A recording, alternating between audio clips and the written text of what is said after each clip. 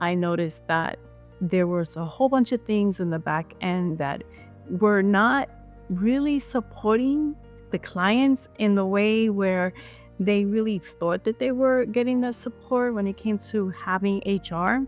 So when I worked for the other client for that PEO and I went to go see my clients, I had like 238 clients that they assigned to me. Welcome to the Growth Experts Podcast. I'm your host, Derek Collin. And today's episode, we have Millisen Griffin. She is the CEO and founder of Everyone Matters to Human Resources. How are you today? Hi, how are you? Good, good. Thank you for joining us on the Growth Experts Podcast. So, Thank can you share a bit? Oh, yeah, no worries. I'm glad to have you. It's a pleasure. So, can you share a bit about your background and how it fits into the bigger picture over at Everyone Matters to Human Resources? Yes. So I started management over 25 plus years ago with Toyota. And while I was a manager there at Toyota in New Rochelle, I've learned like customer service through Toyota's schooling. And then I decided to go and get my master's degree in HR. And when I got my master's degree in HR, I realized there was more to HR that I wanted to do, that I was passionate about. And that's when I decided to venture out and I started working for a medical group in New York. And then we moved to Florida and I started working for quite a few companies, which helped me grow in the aspects of touching almost every aspect of the industry.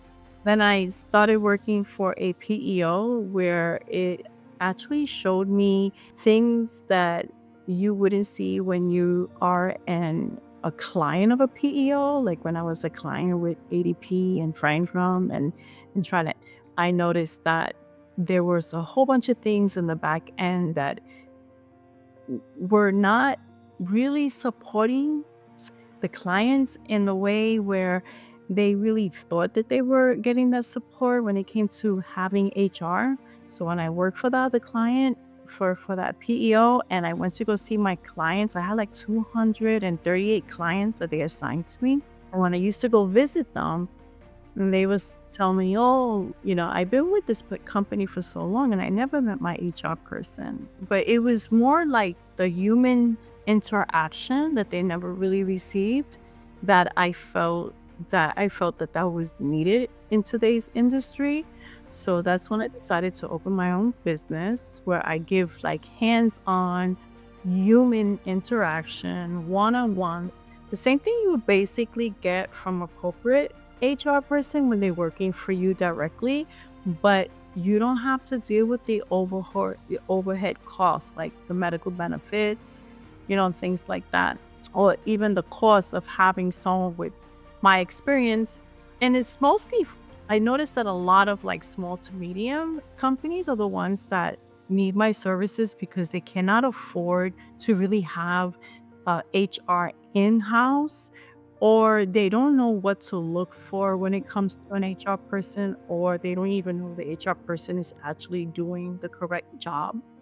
Mhm. So I know when one prospect told me that I was able to offer an audit, she didn't know if her HR person was doing the job correctly or not. So I did an audit to see if she was or she was. And it wasn't to punish that HR professional person. It was more to help them if I found any gaps or any issues or any mistakes. And I make it clear, like, this is not to punish the person or have them lose their job, it's for them to learn. So I did the audit and whatever needed to be corrected was actually, corrected. So I do provide those services of auditing if you have like somebody has HR ready in their department. And then I have clients where they have absolutely no knowledge of HR, even know what like HR is supposed to be doing. And Yeah. I come in, the boots hitting the ground. I say, okay, this is what you need. This is what you need. This is what you need. This is what you need. And I'm there. I'm interacting with them in their office, giving them that time. If they need me in meetings, I'm in meetings. So this way, I'm part of the team, but not part of the team, right? I interact. I also, when needed, I interact with the employees when needed. Most of the time, I just interact with the owners or management. But if something comes up, then I will interact with the employees. I do meet the employees. I introduce myself to them. I've noticed that it's versus when I used to be HR in the corporate world, where you seeing a person every single day at work, Yeah. they become comfortable with you and they see you and it's like nothing. But I noticed that being an HR that's not in-house, and when they see me, they're like, "Oh, HR's here. Who's in trouble?" But it's not who's in trouble, just it's just, having to look into certain things. And so I think the presence of having someone that handles HR on the outside versus inside, it just carries more weight, right? Yeah. That That's it. person in-house all the time, because you become friends with them. They won't look at you like that person. And to me, I think like HR is there to just help make sure that things go right. And with my clients, one of the things I tell them is that, I'm here to advise you, but you decide whether you want to take my advice or not. Like, I don't force it on nobody. I don't say like you must do this. It's like, this is what I think is the best course of action to take. And you don't want to do it, that's fine. you know, I sent you an email saying this is what we discussed. And whatever comes from thereafter, we decide not to take it. I can always, say, well, we did discuss this already. So, and I also find it that in what I do now, I'm able to give companies the flexibility to choose exactly what they need from me. I'm not a cookie cutter. I'm not saying this is I I'm not saying like this is what I offer, either you take it or leave it. It's like, what do you need? I'll work around your needs. I have some clients that have me as needed, which I Mhm. call a la carte. So as needed, they can call me, hey, this is happening. I need this done. I need done, fine. I have some that have me as a recruiter whenever they need to recruit. I do the recruiting for them, which is separate from, the things. Like everything has, the recruiting is 100% commission only. And I do exactly the way recruiters do it. Those are my clients. They get a very low rate for the recruiting. It's not part of their monthly package, separate. Then I have some clients that have me on a monthly package based on exactly. I have some clients that doing all HR full blown, from hiring, onboarding, terminating, I-9s, e-verify, like full blown. Then I have some where it's like document reading, creating documents, contracts, non-competes, non-solicitation, things like that. And then I have one where it's like, hey, we just need you in the meetings to have your presence and get your insight as an HR person. And I have one where, so it all depends, all depends. So anyone that comes to me is basically like, okay, what do you need? This is my cost. Sometimes they may say I still cannot afford that, so then I work with them and I say, okay, so I'll put it at this rate and then we'll see how much you actually use me. Because sometimes when people come on, they don't really realize how much they really need you until they start utilizing you, Yeah. right? So Yep. my contract does indicate that, like, if I come on and this is what we think and you think you need this little bit, but I end up doing this much, we're gonna revisit and change the contract, and obviously I'm gonna charge you more. Mhm. But it's all based on that. And if it says like if someone is like, oh, I don't need this that much, then I'll give them the option of going back to Alicana, and I modify things to help everybody. Just Yeah. I just it's important, and that's something that I think that a lot of big places that provide HR, it's not personable, it's not hands-on, it's not one-on-one. They say that you have your own HR person, but with me, I know my limits. These people have, like, I had 238 clients. So you could imagine, how hard it can be to be personable.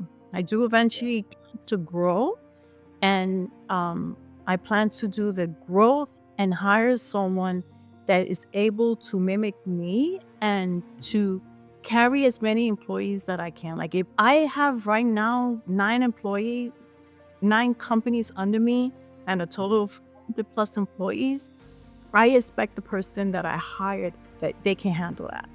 I'm not Yeah, gonna yeah, expect to handle more than what I can handle. Like yeah. I'm the Like duplicate yourself, and you want to be able to make sure that they can handle the pressure if need be.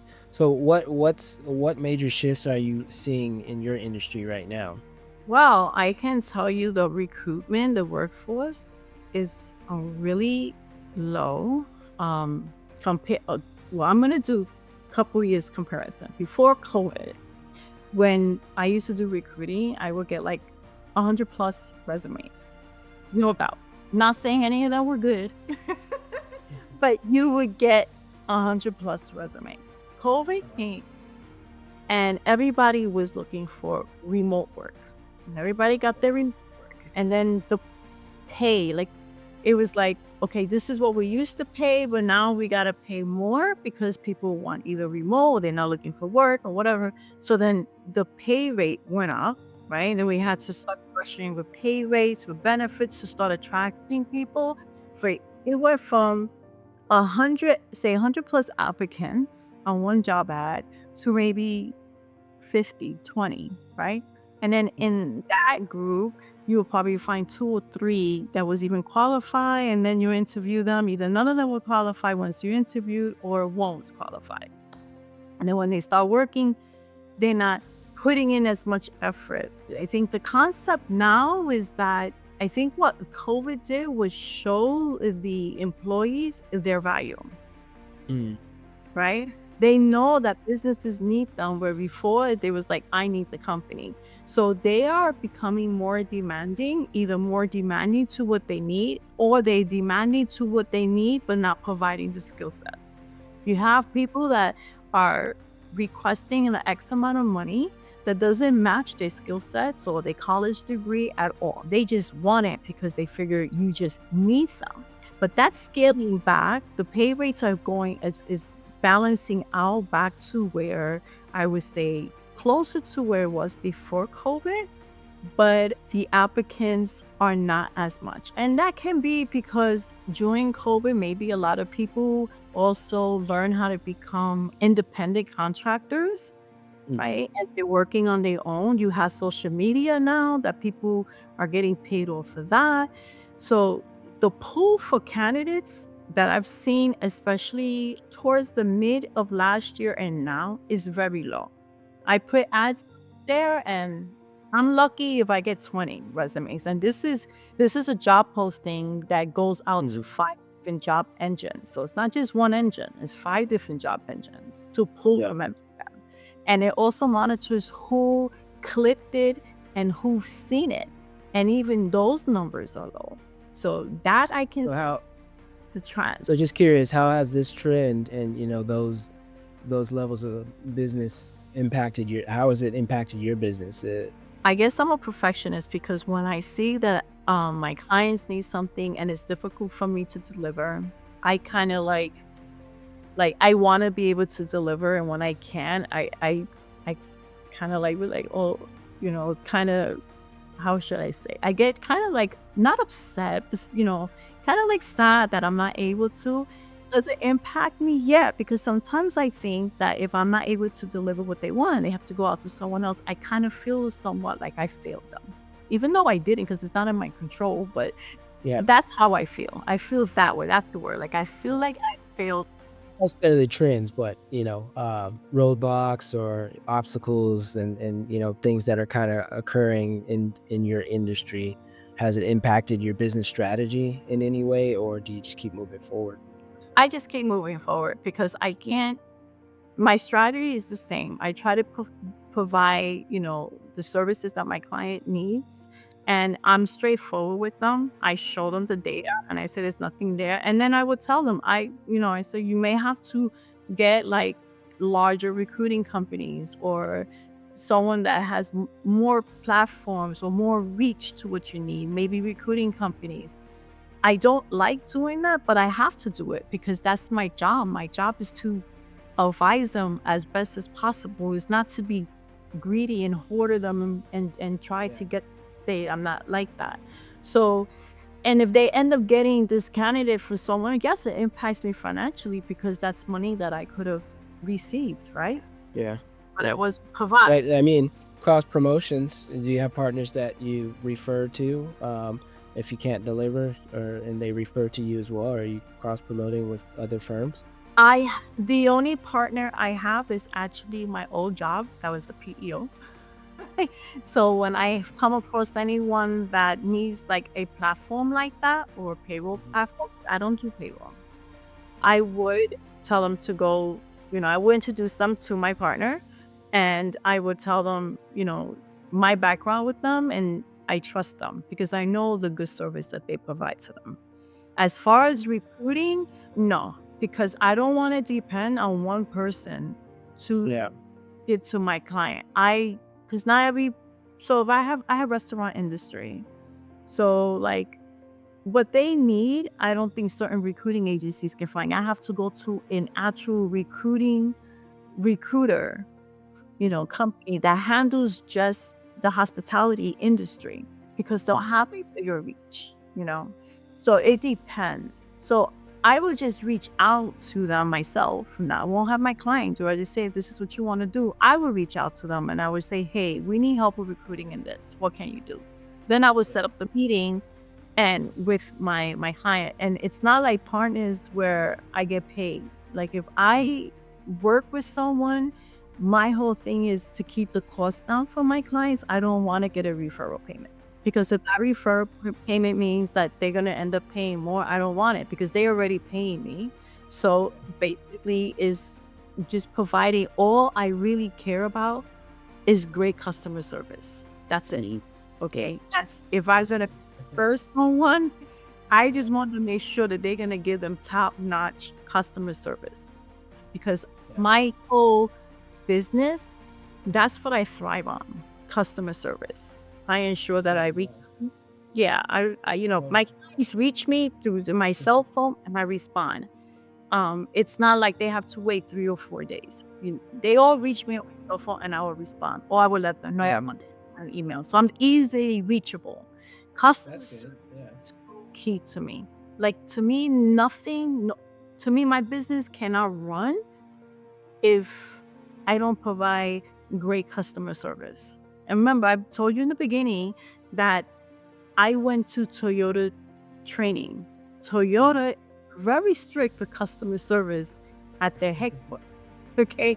So I've been trained by Toyota when it comes to customer service. I handle customers for years. I started in Toyota as sales, then customer relations, the inventory, the manager, and I was with them for 15 years. So that's Mhm. embedded in me to provide great customer service. And why not? When I deal with someone, I want the same thing. Yeah. So what metrics are you most focused on improving now? Uh, Customer service, retention, business development. Are you looking to expand the business in 2026? I want to expand my business. I do. I want to do more marketing, which is hence why I'm doing this. My matrix is business development is very important right now because without that, I'm not going to be able to grow. So my focus is going to start doing business development because I do want to hire someone to start taking on some certain roles and start teaching someone what I know. So this way it can become a snow ball effect and I can continue to grow. I would say for the last couple of years, I have been really focused on my clients and growing, but it's to the point that I need to hire someone when I get another client. Because if I get another client and I try to take that on myself, it's gonna hinder the customer satisfaction and my work for my other clients. So Mhm. I will hire someone once I get a new client, someone is gonna be getting hired. That's good. Yeah, definitely. So it seems like, you pride yourself in what you do and that human connection, and you value your customers, even if you are not able to fully provide that service. without, taking a fee, because it goes beyond transactional, and it's more about building that relationship so that you can fully service and help that client, or customer or candidate. I think that's a good thing. That's a lot. There's a lot of value there, and what's kind of missing in the industry, because most people would say it's all transactional. And I think sometimes, as a candidate, myself in the past when being recruited, you could feel that, and you're just looking for the next best thing or the best job that's going to be suitable for you for long-term growth and the best pay, obviously, in terms of salary and commissions and all that. And sometimes, recruiters can come off very transactional. And that's what I love about your organization, in terms of, everyone matters to human resources, because it seems like you do value from every level as a 360 recruiter in free desk. So I that's good. So what would you want someone to know who would hire you, for your business? What I want them to know about me and hire the business first, most important, is that you have to also value what HR can bring to the table, and not value what I can bring to the table as a human resource professional. You're not going to value the work that I do. That's most important. Also, when looking into hiring me, it's perfectly okay if you don't know what you need me for. And that's what the assessment is for, that I call it the discovery. During the discovery, we will find out what it is that you may need. And possibly during discovery, we may not discover everything, but once hired and I'm involved, I will discover more things, and then I'll bring it to the attention. Also, what I need them to know is that, I will work with anyone that wants to hire me to with a budget, only because I feel that once, they grow, because processes in place and they're not focusing so much on doing paperwork and doing all this. Once that we get the process in place, mostly automated, because I'm really strong with automation. Once that happens and they free up, they will have the opportunity to do more business development for their own company, and they will grow. And by them growing, I grow. And I like to have a full, close relationship with my clients, to develop that. So that's one thing. A lot of my clients, I'm really close with them. I mean, to the point they invite me to their home, you know. And I think by that embeds the relationship and the trust that I have with them. Trustworthy. I'm all for being trustworthy, because to me that's so important. Like, if I can't trust you and you cannot trust me, we cannot work. Yeah, definitely. Right. So you gotta have that, aside from the value and going beyond transactional, it's always about trust as well. Like, hey, I know I can rely on Miss Griffin, because every time I go to her, she delivers, or she gives me full transparency, and that provides trust. Yeah. Yeah. But not only that, so it's very clear to the employees that when they come to me, whatever they say to me will always go to the owner. Nothing will be held back from the owner. And I will go to the owner and tell them everything so they know what's going on. Because sometimes owners don't really know what's going on the floor, should I say, right? Yeah. And sometimes employees don't want to go to the owner, and sometimes they feel a lot more comfortable going to me. But they Mhm. need to know that that's going to go to the owner as well. So that builds a trust too, where the owner knows that, hey, she's looking out for my business as well. So, and I'm in the beginning, a lot of times people get a little hesitant for the data that I will have to have access to, like when you hire them, they social and all that. But, I don't have a problem using my client's platform to let them feel more secured. So I will use their platform, their emails, and keep them with me within whatever they feel more comfortable with, because of this data that is there, which is perfectly fine with that as well. So it's just, Awesome. Yeah. yeah. So, where do you see, everyone matters to human resources heading? Where do you want everyone matters to human resources to be in the next 6 to 12 months, 5 years from now? 6 to 12 months with employees, having an employee. That's what I'm looking for. 5 years from now, I I'm hoping to be bigger than what I am now. Yeah. Long term, My long-term goal is to eventually franchise this company. Ah, okay, franchise, that's good. Mhm. Awesome.